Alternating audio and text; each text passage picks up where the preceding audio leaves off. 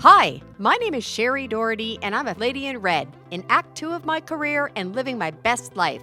My perspective on life and behaviors have been governed by who I was as a child, who I became, and who I am still striving to be.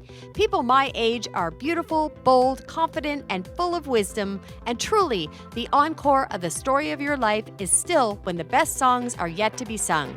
My mission in this podcast is to shine the spotlight on people like me, have real conversations about reinvention stories, and inspire you to continue to follow your dreams regardless of your age. I'm doing it for Daisy. Who are you doing it for?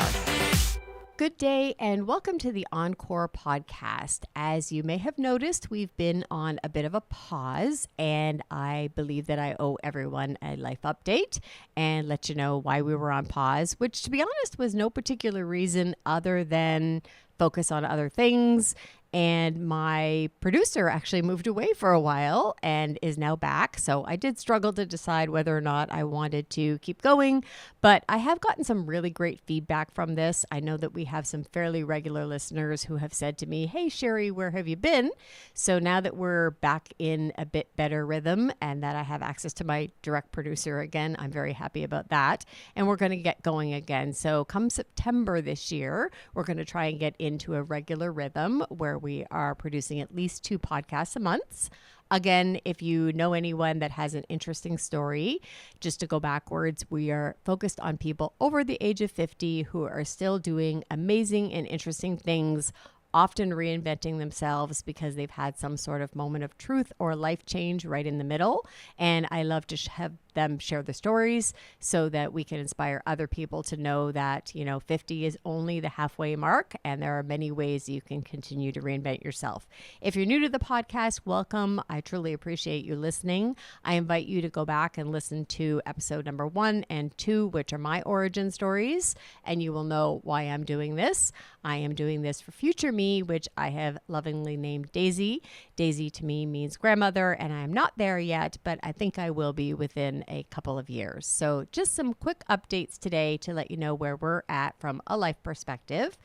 There has been a lot going on in the last 6 months in our personal life, and it's taken a lot of change and a lot of patience. I believe we shared previously that our daughter has moved to Moose Jaw, Saskatchewan. And for anyone who knows me, my daughter is genuinely half my heart. Obviously, the other half belongs to my son, and the other halves, I guess, belong to my husband and I. But when you have children, you know that they are literally half your heart. And my daughter was not only that, but she also was my colleague side by side, and she was working in my business with me.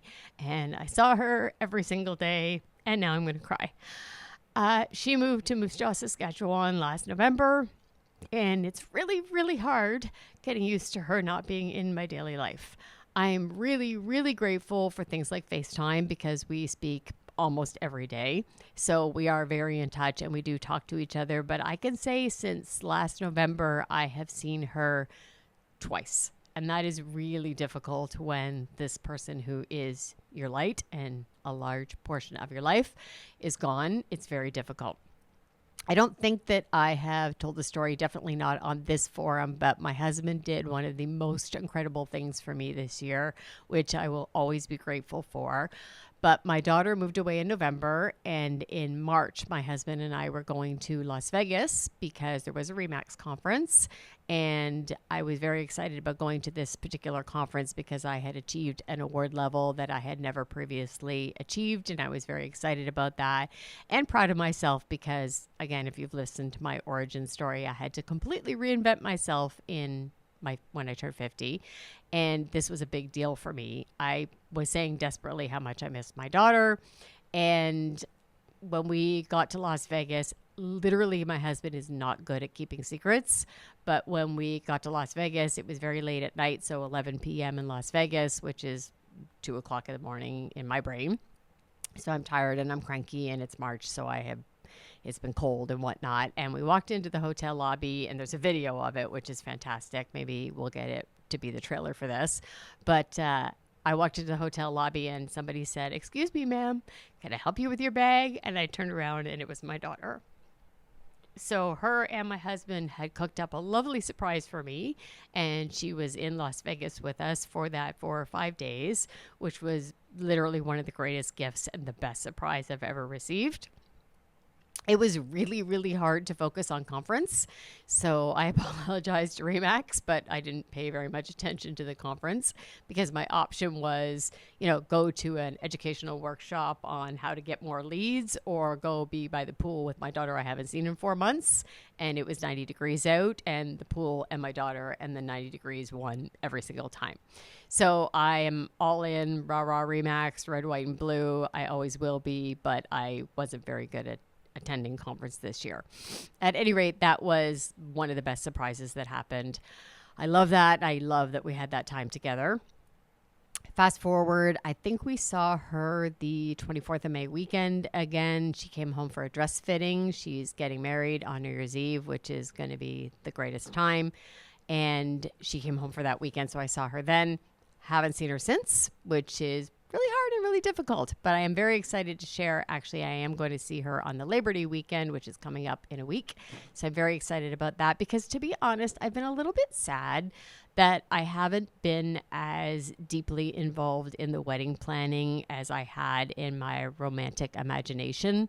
So I saw us side by side sitting, picking out invitations and bonbonniere and flowers and all sorts of things. And that's really difficult to do when somebody lives 3 or 4 provinces away, and she'll call and say, hey, I mailed my wedding invitations. And I think, cool, that's really fun. I didn't have anything to do with it. I guess I'm just a guest at this wedding. One of the harder things, too, is that I had this vision of what it was like when I went Mother of the Bride dress shopping. And I haven't had that experience yet because she's just not here, and I wanted to do that with her. So I did go one time with my husband, and he's amazing, and he's a great supporter, and he will always tell me I am the most beautiful woman in the room. He's lying most of the time, but he will tell me that anyways. But it's just not the same. And we figured it out, though. She is coming to Toronto for another wedding on Labor Day weekend, and I am going to meet her, and we are going to go Mother of the Bride dress shopping. So I am super excited about that. And we're going to have a great weekend, just the two of us. And then she will go home again, and I won't see her until it's almost time for the wedding. But it's hard. It's really hard adjusting to these significant life changes, but I know she's not coming home again. She's bought a house. She started a life. She has a beautiful fiance, and they're going to have an amazing life together, which I'm delighted because that's all we want for any of our children. However, it's really hard to realize, yep, this is it. She is launched fully. So that said, other changes in our household. We are now officially fully living multi-generational.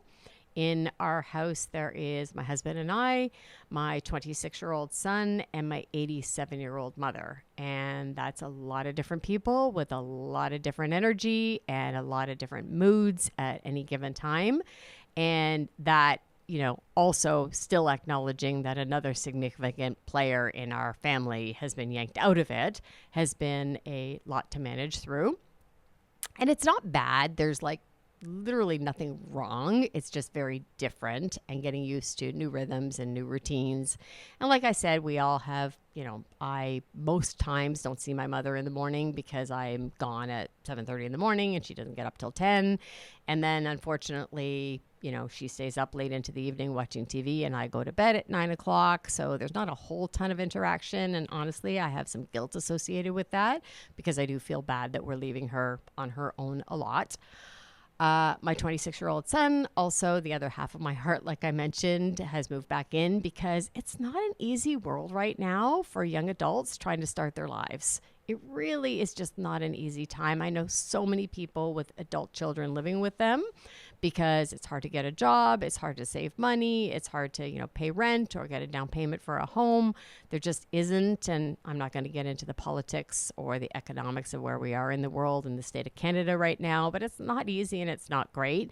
So the way that we can best support him right now is to have him at home with us. And he's got some amazing big dreams that I am certain are going to come true for him.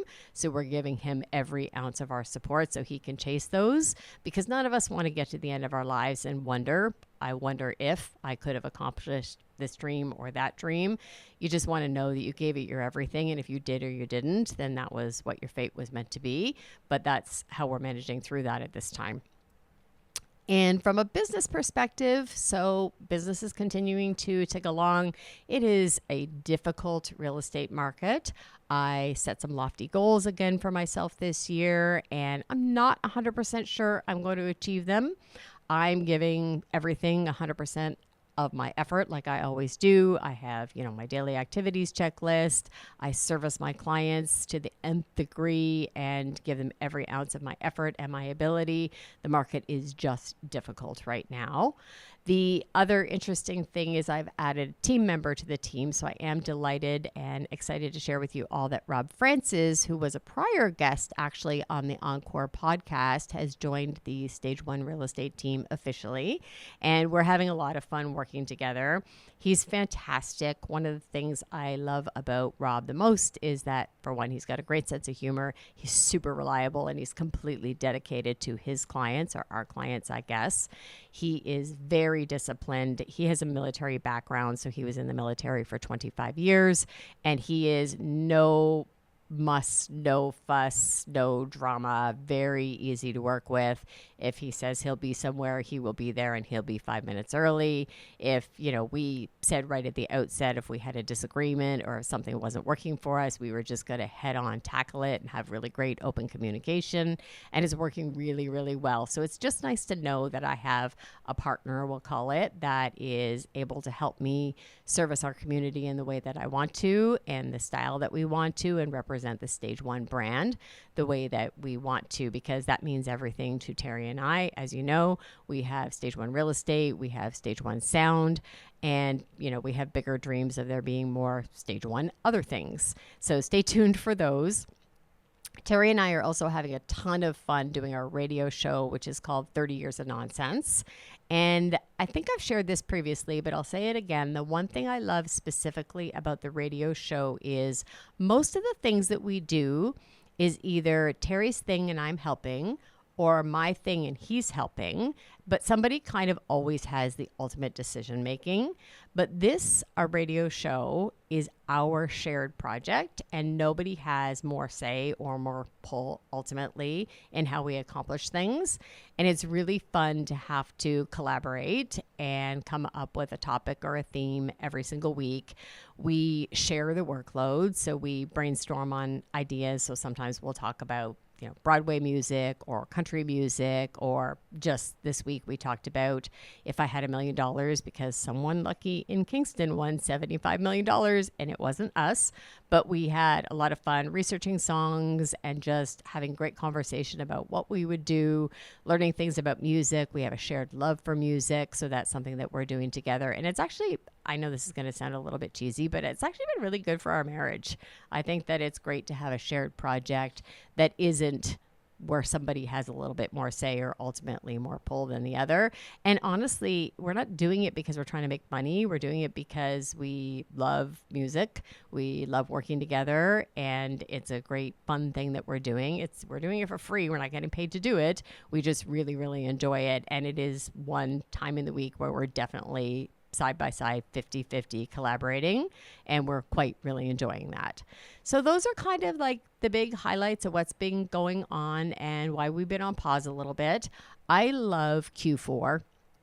So that back to school season always makes me really sentimental. I actually cried yesterday. Obviously, I'm very weepy, but I actually cried yesterday when I saw that one of my nieces has gone off to university. So she is the youngest in our family. There's no young children in our family. Our youngest niece is 18 or 17, whatever age you go off to university. And that's always a very sentimental time for me, because I loved back to school. I'm a nerd through and through. There is nothing better than getting new notebooks and new pencils and in the time, new binders and new pencil cases and labeling all your books for your courses and your schedule and all that kind of stuff. And it literally makes me sad every year, even as a grown adult, that I don't have that. And I loved that when my kids were going back to school, even when they were going to university. My son has finished university now and has said, like, wow, I'll never have another back to school, which is a moment for him to realize, like, yeah, life is moving on and changing, and he may never have another back to school, which is a little bit odd. But it's interesting because I do find it as a season of refresh. So a lot of people slow down over the summer. We should in Canada. We don't get enough warm weather. So it's really nice to, enjoy the warm weather, slow it down a little bit. But really, if you wanted to accomplish something in a year, you better do it by September. Like, you need to giddy up in September. And in our world, any goals that we have set or any reward programs that we're trying to accomplish, typically you have to have had the house close and your commission paid by December 31st. And in order for that to happen, you need to sell those things in September or October so that they close and pay in November and December. So in my mind, the most important months in terms of sprinting across the finish line of my goals are September and October. So I always do something that I call a 90-day sprint, and Rob and I are going to be doing that together this year. We actually have a collaboration day booked where we're doing that, and we're going to sit down and say, okay, how close are we to the finish line for our goals? And like any marathon or any race, you really give it at the end when you can see the finish line, and you got to give it your last 10% of energy to get across that finish line. And for me, that might look like goals, tangible goals that would be, I'm going to do an open house every single weekend because we haven't done them over the summer. Attendance isn't high, but I'm going to do one every single weekend. And I have a number of leads that I like to follow up on a daily basis. I think I'm probably going to increase that by 5. And I need to buckle down more on attending networking events or speaking engagements and things like that. So we will sit down and put those tangible goals on paper for September and October, with ultimately the goal is to service enough people in our community to accomplish our goals for our commitments to our family. That's ultimately how we provide for our families and how we provide the lifestyle that we're looking for. And it's just a really fun time. Everybody loves fall. We all want to put on a good pair of jeans and a nice sweater and get a pumpkin latte. So fall in Canada is a fantastic year. I am very excited about that. And one of those things is also getting right back to this podcast, because we do get great feedback. We've had some so interesting people. We've actually started to do some gatherings and get-togethers. So Encore events and gatherings. There was a breakfast in the summer that we got together where the members of this community have gotten together. So if you want to be part of that, please reach out to me, because there is such vibrancy and such experience and knowledge in our generation and in our population, and so many people doing so many exciting new things. So I am excited to get back to sharing that with you all on a regular basis, sharing with you how my Q4 sprint goes, ultimately how my family adjustment goes, and at some point, ultimately, how my daughter's wedding go. So everyone have a great day. Reach out at any time. All of my contact information is pretty much everywhere, but keep chasing your big dreams regardless of your age.